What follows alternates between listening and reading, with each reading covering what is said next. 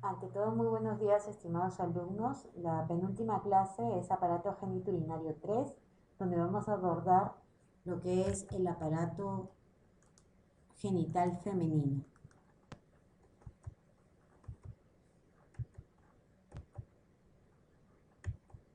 Cuando hablamos de aparato genital femenino, tenemos que recordar que aquí a este nivel encontramos órganos genitales externos, que está comprendida la vulva, y órganos genitales internos, donde está el útero, las trompas de falopio, los ovarios, la vagina.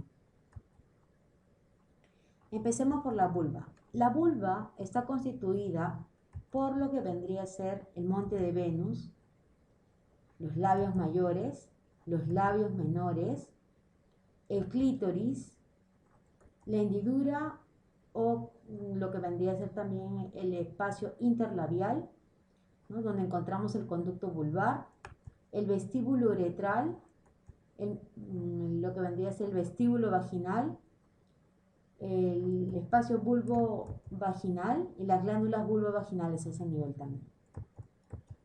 Comencemos con el monte de Venus. El monte de Venus es el aumento de tejido celular subcutáneo a nivel de la sínfisis del pubis. Y a ese nivel encontramos vello pubiano. El vello pubiano en caso femenino tiene la forma triangular invertida, base superior, vértice inferior, que cubre también lo que vendría a ser las caras externas de los labios mayores. Esos labios mayores son repliegues de piel hiperpigmentada. Estos labios mayores van a tener una longitud de 8 a 9 centímetros y un ancho de 2 a 3 centímetros. Los labios mayores van a tener una cara externa que está cubierta por vello pubiano, como lo podemos apreciar, una cara interna que está en relación directa con la cara externa del labio menor, que es un repliegue de mucosa, un borde superior que es adherido y un borde inferior que es libre. También estos labios mayores, en la parte anterior o en la extremidad anterior, forman lo que se denomina la comisura anterior, y en la extremidad posterior se une con la contralateral formando lo que es la horquilla. Luego tenemos los labios menores, que también son conocidos como ninfas. Los labios menores tienen una longitud de 3 a 4 centímetros y un ancho promedio de 1.5 centímetros. También van a tener una cara interna, que está en relación directa con el espacio interlabial, una cara externa, que está en relación directa con la cara interna del labio mayor, y estos labios menores o ninfas tienen una comisura posterior, se unen en la extremidad posterior, formando lo que se denomina la fosita escafoidea o navicular. Y en la parte anterior o en la extremidad anterior, este labio menor se desdobla en dos hojas, una hoja anterior o superficial para algunos autores, que se une con la contralateral formando lo que vendría a ser el capuchón del clítoris, y una hoja posterior o profunda que se une con la contralateral formando el frenillo del clítoris. Entonces aquí estamos viendo lo que es la comisura posterior, aquí es lo que se vendría a ser el capuchón del clítoris y el frenillo del clítoris respectivamente. El clítoris es el órgano eréctil femenino, ¿no? Es comparado con un pene, pero un pene atrofiado. Tiene una longitud aproximadamente de 2 a 3 centímetros y un ancho de 0.5 centímetros. A este nivel también encontramos por detrás del clítoris, ¿no?, lo que vendría a ser la hendidura y conducto vulvar, ¿no?, o el espacio interlabial para algunos autores. Y a ese nivel de adelante hacia atrás encontramos lo que es el vestíbulo uretral, que es una estructura triangular donde ubicamos por detrás de él el meato urinario, que es la desembocadura de lo que vendría a ser la uretra femenina, la que mide de 3 a 3.5 centímetros. A ese nivel tenemos la desembocadura de las glándulas paruretrales y la glándula de Skene, con sus conductos respectivamente. Aquí podemos apreciar el meato urinario y a los costados los conductos de las glándulas paruretrales o glándulas de Skene, que mantienen unificada la zona. A nivel del vestíbulo de la vagina, o lo que se denomina el orificio inferior o el introito vaginal, ubicamos lo que es una hendidura ovalada de un diámetro antero-posterior de 4 a 6 centímetros y un diámetro transverso de 1 a 3 centímetros. A ese nivel está lo que vendría a ser el surco ninfohimenial, que quiere decir el espacio entre los labios menores, y el introito vaginal, donde encontramos al himen. Y a ese nivel también tenemos la desembocadura de las glándulas de Bartolino, que son las que humidifican esa zona, las glándulas vulvovaginales. Aquí podemos apreciar el himen. El himen es una membrana, ¿no?, rica en colágeno, que tiene usualmente la forma anular. Va a tener una cara superior, una cara inferior. Puede también tener una forma tabicada, o sea, con un tabique en el centro, o una forma cribiforme, o una forma complaciente. El himen está presente en las mujeres que no han tenido inicio de vida sexual activa. Una vez que la mujer tiene inicio de vida sexual activa, este himen se deflora. Y esa defloración produce un sangrado, ¿no?, que es la que se evidencia cuando uno presenta la primera relación sexual. A este nivel también vamos a encontrar lo que vendría a ser la desembocadura de la glándula de Bartolino. Acá al lado, si se dan cuenta, esto vendría a ser el introito vaginal y acá al lado está la desembocadura de la glándula de Bartolino. La glándula de Bartolino es una glándula que humidifica la zona, es una glándula bastante importante. A veces podemos encontrar alguna patología de la glándula de Bartolino porque hay obstrucción del conducto de la glándula de Bartolino, ¿no? Y lo que se denomina pues quiste de la glándula de Bartolino, obstrucción de la glándula de Bartolino, lo que a veces nos conlleva hacer una exéresis de la glándula de Bartolino o la formación de un neoconducto, un nuevo conducto, ¿no? Luego tenemos el bulbo del vestíbulo, que es un tejido eréctil de una longitud aproximadamente de 3 centímetros, que está en relación directa con la aponeurosis perineal media, ¿no? Y hay que recordar también que a este nivel vamos a tener la vascularización de estas estructuras por intermedio de las arterias perineal superficial y profunda, que apoyan la irrigación del perineo. Y estas arterias perineal superficial y profunda, ramas de quiénes son? Son ramas de la arteria pudenda interna.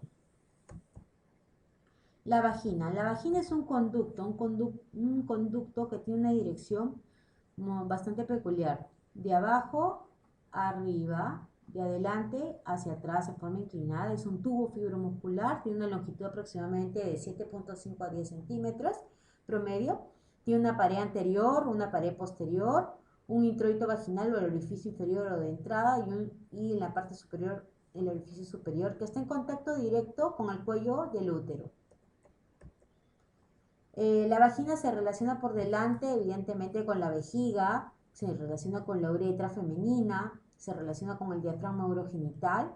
Por detrás está indirectamente relacionada con el recto, con el ano y en la parte superior con el fondo de saco de Douglas. Dorso lateralmente está en relación directa con el diafragma pelviano en la parte principal.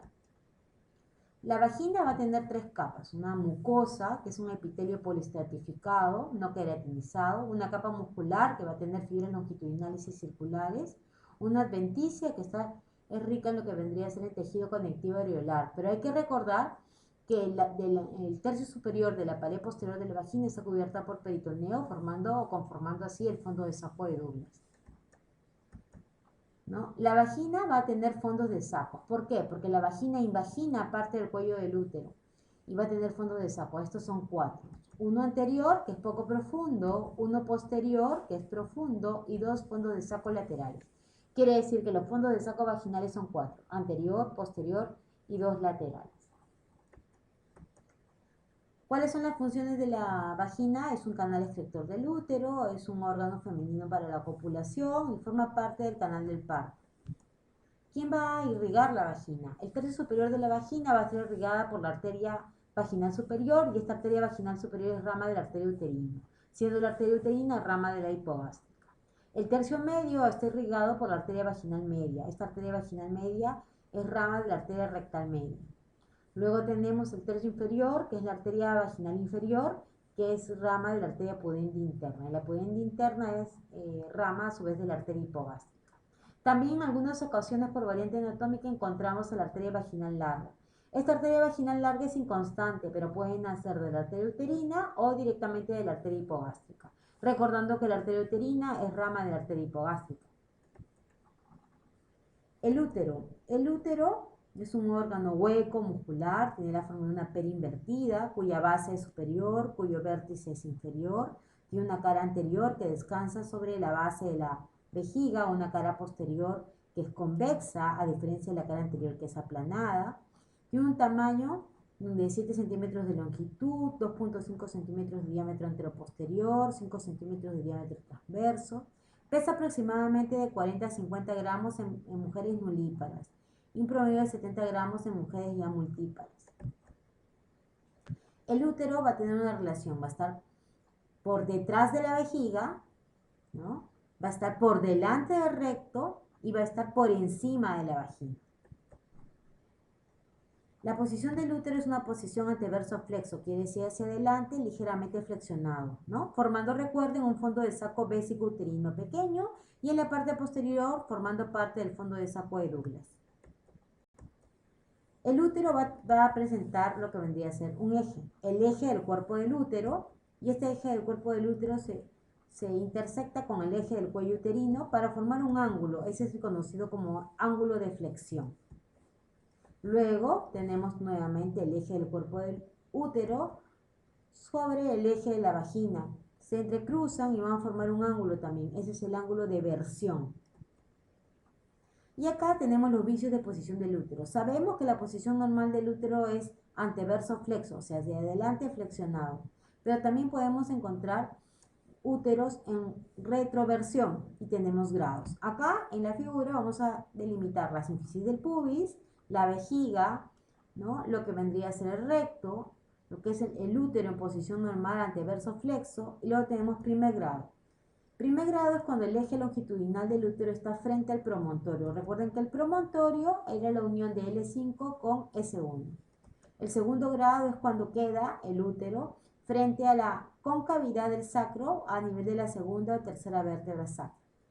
Y el tercer grado es cuando el eje viene a situarse frente a lo que vendría a ser el coxis. ¿Cuál es la función del útero? La recepción, implantación, retención y nutrición del producto de la concepción que se expulsa en el momento del parto. Muy bien. ¿Cuáles son las partes del útero? En la parte superior es el fondo, o fundus, algunos más el fondo, el cuerpo, la parte el cuello, y entre el cuerpo y el cuello una parte muy estrecha que es el istmo. A ese nivel yo trazo en el cuello lo que se denomina el orificio interno, lo que se denomina el canal cervical y lo que se denomina el orificio externo. Hay que tener mucho en cuenta que a nivel del canal cervical, algunos autores dicen que encontramos los árboles de la vida. El cuello uterino va a tener sus porciones supravaginal, ¿no? Una porción intravaginal donde encontramos lo que es el hocico de Tenca, ¿no? Cuando hacemos la especuloscopía encontramos, sabemos por el orificio, este orificio si es puntiforme es una nulípara, si es transversal es una multípara, ¿no? Y a este nivel se realiza lo que es el Papanicolau.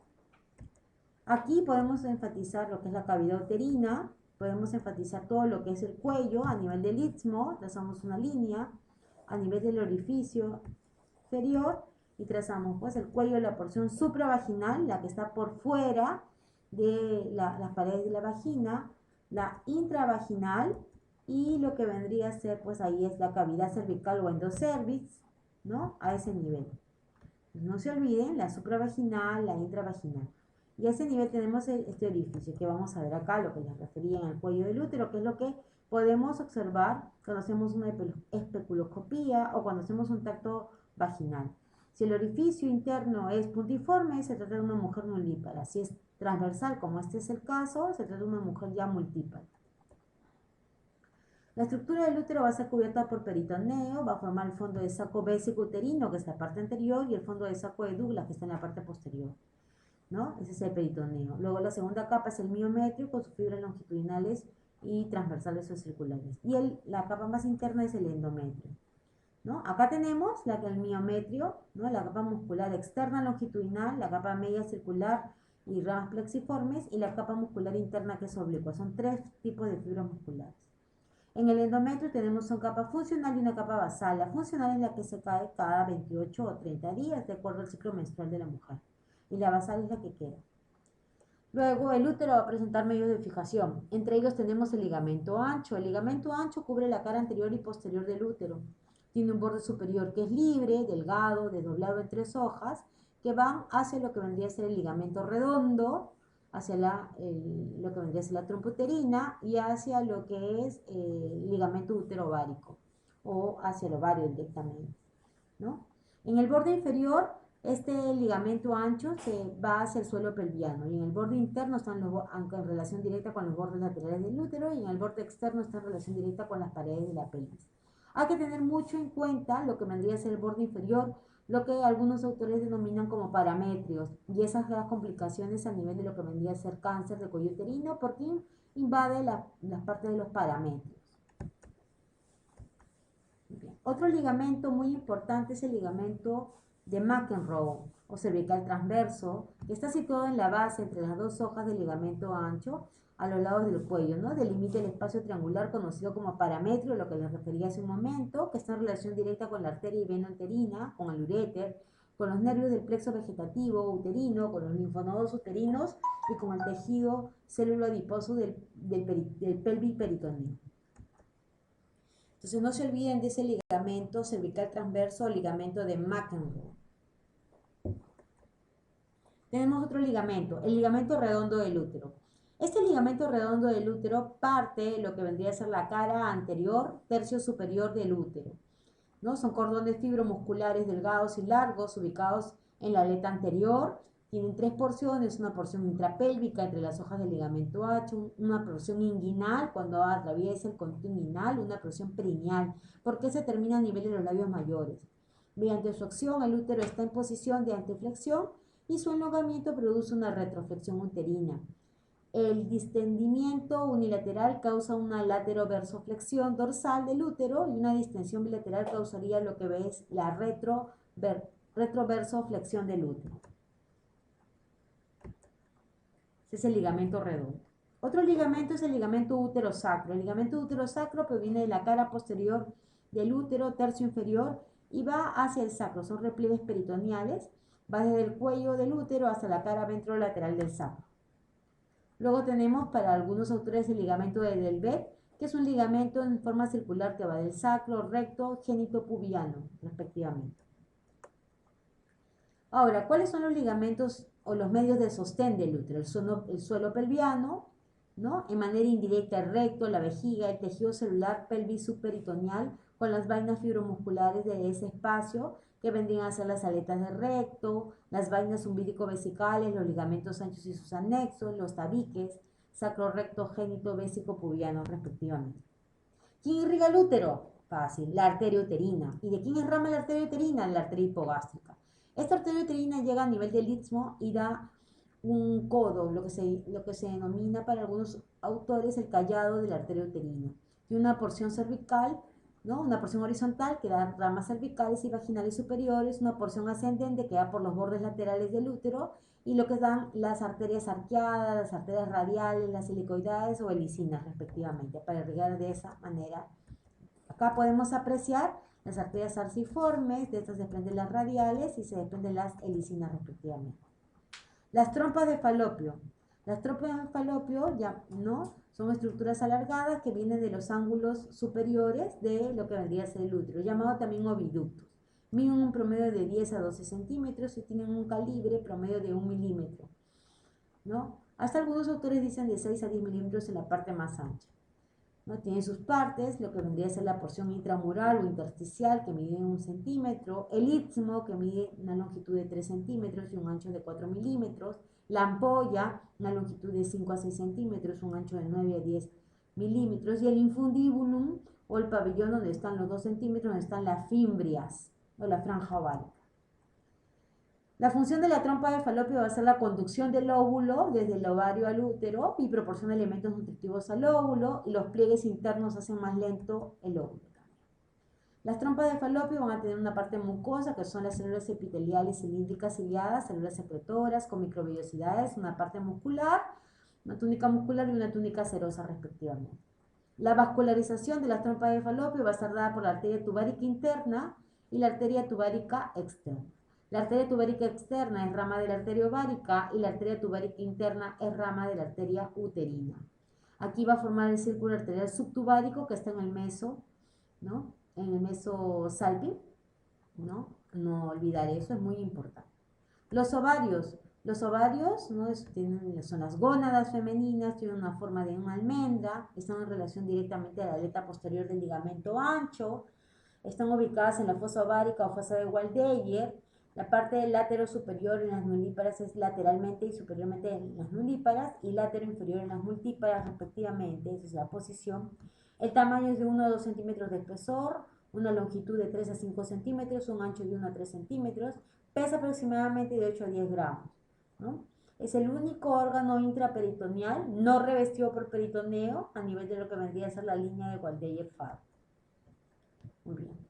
La cara interna de los ovarios se sitúa por debajo de la tuba uterina. La cara externa ocupa lo que vendría a ser la fosita ovárica en la pared lateral superior de la pelvis. El borde anterior está en relación directa con el meso ovárico, que lo une la aleta posterior del ligamento ancho. El borde posterior es libre, el polo superior o tubario y el polo inferior o anterior respectivamente. El ovario tiene una zona medular, que es la parte más amplia, contiene tejido conectivo laxo y lo que vendría a ser los vasos sanguíneos o linfáticos. Recuerden que el ovario está irrigado por la arteria ovárica, que es la arteria gonadal femenina, ¿no? Que nace de la arteria aorta abdominal. La zona cortical es una capa de revestimiento del mesotelio, ¿no? Recubrimiento del mesovario.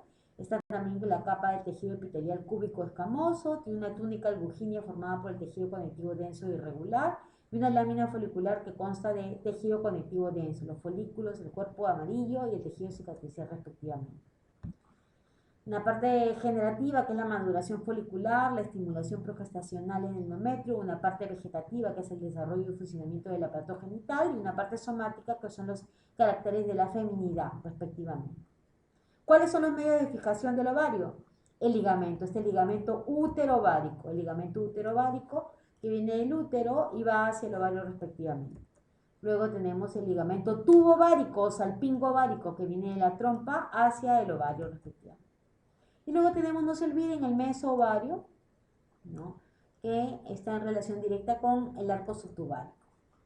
Recuerden que la arteria ovárica, que es rama de la aorta abdominal, es la arteria gonadal femenina, es la que irriga el ovario, ¿no? Ahora, respecto al drenaje, el drenaje de la vena ovárica derecha, recuerden que va directamente a la vena cava inferior. En cambio, la vena ovárica izquierda va directamente a la vena renal izquierda. No olvidar eso. La inervación es una inervación posomática dada por el plexo sacro, efectivamente por el nervio pudendo, S2, S3, S4. Una inervación vegetativa dada por el plexo ovárico hipogástrico inferior, que recuerden que provienen de lo que vendría a ser el plexo solar. Bueno, y eso es lo que les he querido referir el día de hoy. Les agradezco su atención.